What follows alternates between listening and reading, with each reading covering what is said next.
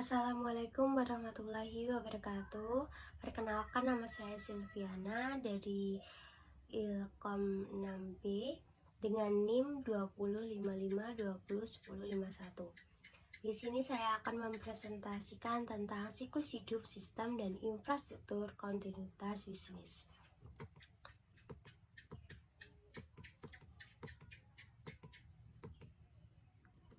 Pembahasan kali ini dibagi menjadi dua, yaitu siklus hidup pengembangan sistem dan audit siklus hidup pengembangan sistem.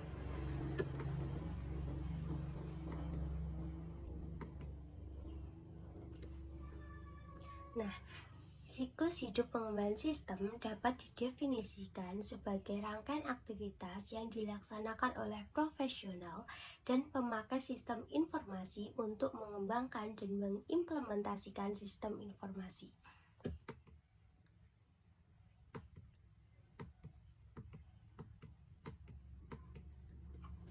Sistem Development Life Cycle atau siklus hidup pengembangan sistem merupakan hal penting bagi pengaudit SI atau TI untuk memberikan keuntungan hasil audit yang akurat dan tepat guna, karena peningkatan pengaruh yang signifikan, terus peninjauan seluruh area yang relevan, pengidentifikasi bagian-bagian yang dibeli dari sistem, penyediaan evaluasi dari metode dan taktik yang diaplikasikan melalui fase SDLC.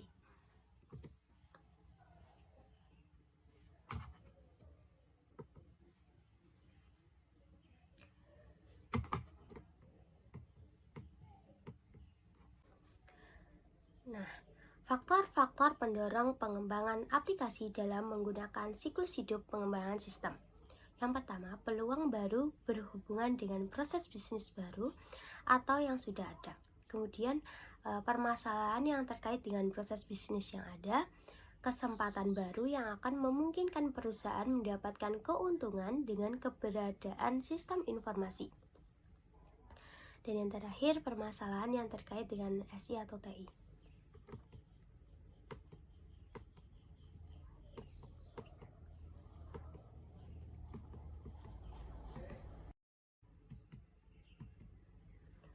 Pendekatan sistem development life cycle yang tertua dan banyak digunakan adalah teknik waterfall. Teknik waterfall didasarkan pada pendekatan sistematis dan sekuensial dalam pengembangan perangkat lunak. Sebagian besar merupakan aplikasi bisnis yang diawali dengan studi kelayakan, definisi kebutuhan, desain, pengembangan, implementasi, dan pasca implementasi. Pendekatan ini dapat berjalan baik jika kebutuhan pelaksanaan proyek pengembangan jelas terdefinisi.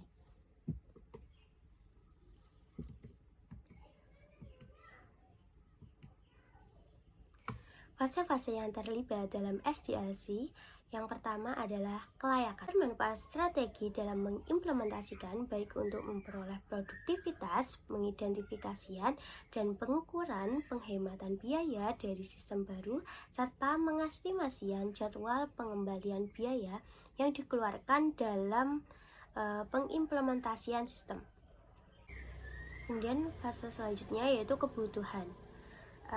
Pendefinisian masalah baru, kebutuhan yang perlu dipecahkan, serta pendefinisian fungsi dan kualitas syarat dari sistem yang menjadi solusi permasalahan atau kebutuhan tersebut.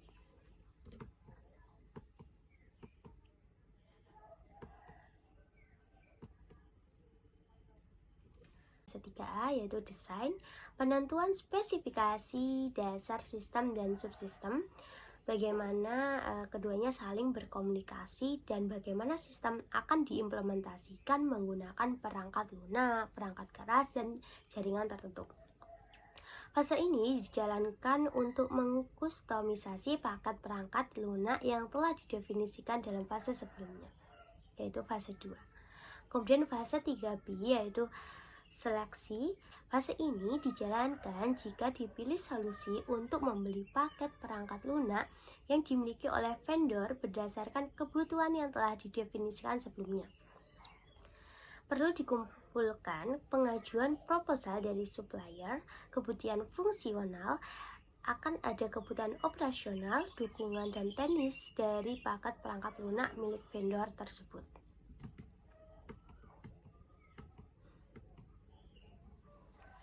Fase-fase yang terlibat dalam SDLC selanjutnya adalah fase 4A, pengembangan.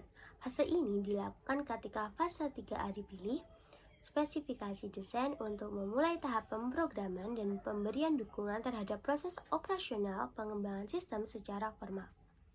Berbagai tingkatan pengujian juga terjadi dalam fase ini untuk verifikasi dan memvalidasi apa yang sudah dikembangkan. Fase 4B konfigurasi. Fase ini dijalankan jika fase 3B seleksi dipilih. Fase ini dilakukan dengan mengkonfigurasi kebutuhan perusahaan. Hal tersebut utamanya dilakukan sistem.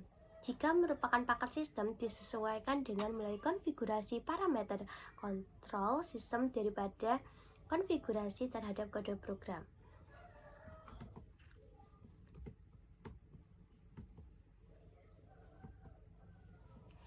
Fase selanjutnya yaitu fase 5, implementasi. Penentuan pengoperasian aktual dari sistem informasi yang baru dengan iterasi akhir dari pengetesan penerimaan pengguna dan penandatanganan akhir pengguna.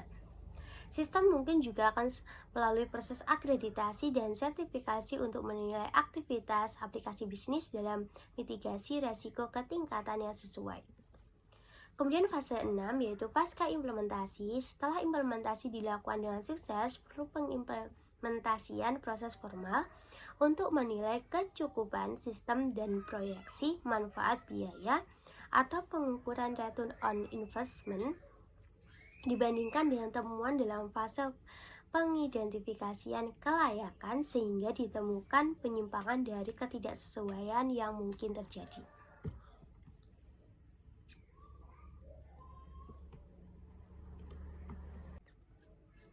Adapun keuntungan pendekatan SDLC dengan menggunakan teknik waterfall adalah penyediaan kerangka yang sesuai dengan kebutuhan pengembangan, tetapi permasalahan yang mungkin terjadi adalah kejadian yang tidak terantisipasi, proses aktual yang tidak memenuhi sekuensial yang ditentukan, kesukaran dalam pendefisian kebutuhan pengguna atau kebutuhan pengguna sebelum sistem yang dikembangkan selesai. Sedangkan pengukuran faktor sukses kritis dalam proyek pengembangan dapat dilihat dari produktivitas, kualitas, nilai ekonomis, dan layanan pelanggan.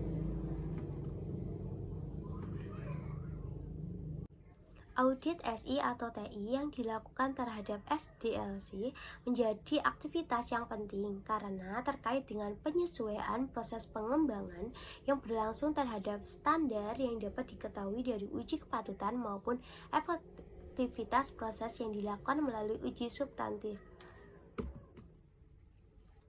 Secara umum, hal-hal yang perlu dilakukan pengaudit SI atau TI dalam melakukan implementasi SDLC di perusahaan antara lain identifikasi awal, penentuan dan pengurutan risiko utama dari proses identifikasi, pengidentifikasian kontrol, pemberian syarat, monitoran, berpartisipasi dalam peninjauan pasca implementasi, pengevaluasian standar dan prosedur pemeliharaan sistem, pengujian terhadap prosedur pelaksanaan pemeliharaan, pengujian terhadap prosedur pelaksanaan pemeliharaan.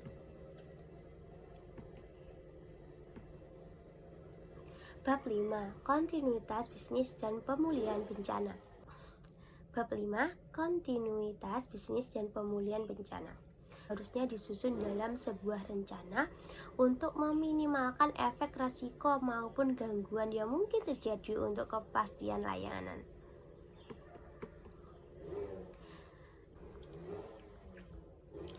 .1 Rencana kontinuitas bisnis dan pemulihan bencana disebut sebagai Business Continuity Plan atau BCP, merupakan proses yang didesain untuk mengurangi risiko bisnis yang timbul dari gangguan yang tidak dapat diprediksi dari fungsional atau operasional kritis, manual maupun terotomatisasi yang dibutuhkan untuk kelangsungan hidup organisasi.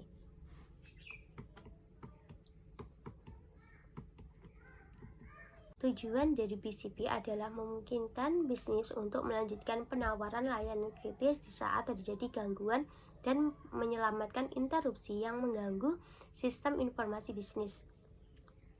BCP terutamanya merupakan tanggung jawab dari manajemen senior yang percaya bahwa perencanaan tersebut akan dapat menyelamatkan aset dan kelangsungan hidup organisasi. Rencana yang dibuat seharusnya melingkupi semua fungsi dan aset yang dibutuhkan bagi perusahaan untuk dapat terus eksis, termasuk prosedur yang dibutuhkan untuk memulihkan fasilitas pemrosesan sistem informasi. Dan BCP seharusnya berdasarkan rencana teknologi informasi atau TI, jangka panjang dan patuh terhadap strategi kontinuitas bisnis. Oleh karena itu, perencanaan BCP akan diarahkan kepada penyiapan analisis dampak bisnis terhadap efek kerugian dari proses bisnis kritis, mengidentifikasian dan prioritas sistem beserta sumber daya terkait untuk mendukung proses bisnis kritis saat terjadi kerusakan. Pemilihan strategi yang sesuai untuk pemulihan fasilitas SI walaupun minim hingga fasilitas yang penuh tersedia. Kemudian pengembangan rencana detail pemulihan fasilitas SI. Pengembangan rencana detail fungsi bisnis kritis untuk melanjutkan operasional di tingkatan yang dapat diterima. Pengujian terhadap rencana yang dikembangkan. Pemeliharaan rencana seiring dengan perubahan bisnis dan pengembangan sistem. 5.2 Proses penyusunan BCP. Secara umum, BCP akan terdiri atas 3, yaitu Disaster Recovery atau DRP, kemudian Operation Plan, Restoration Plan. Proses penyusunan BCP hingga tahap pengembangan prosedur yang lebih detailnya akan dibahas sebagaimana berikut. Kebijakan kontinuitas bisnis dan pemulihan bencana. Tahapan awal dalam BCP adalah pembentukan kebijakan terkait dengan aktivitas untuk kontinuitas bisnis dan pemulihan bencana. Kebijakan yang dibuat secara proaktif dan mencangkup tindakan pencegahan penyelidikan insiden yang tak berarti, yang tidak menyebabkan kerusakan yang signifikan terhadap 3 pertanyaan dasar yang seharusnya dipertimbangkan selama pelaksanaan Barrier Impact End atau BLA, yaitu insiden kecil atau minor insiden yang tidak berarti namun tidak menghasilkan material yang negatif atau relatif penting maupun dampak finansial. Insiden besar yang menyebabkan dampak negatif terhadap proses bisnis dan mungkin berefek terhadap sistem atau departemen lain. Apa perbedaan dan proses bisnis yang ada setiap proses dinilai untuk menentukan tingkat kepentingannya. Tingkat tersebut ditentukan dengan mempertimbangkan indikasi-indikasi beruntung proses tersebut mendukung kesehatan dan keselamatan. Insiden kritis merupakan insiden besar yang memiliki dampak serius terhadap keberlanjutan fungsional bisnis dan mungkin merugikan sistem lain atau pihak ketiga. Tingkat keseriusan bergantung pada industri dan peristiwa yang mungkin terjadi.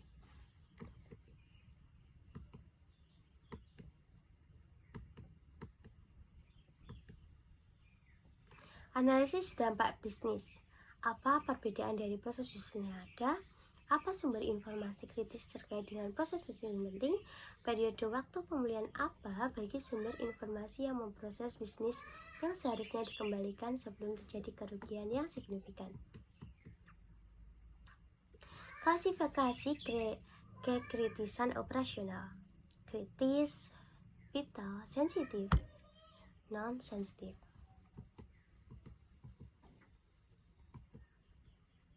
Pengembangan prosedur kontinuitas bisnis dan pemulihan bencana. Di sini terdapat gambar keterkaitan antara RTO dan RPO.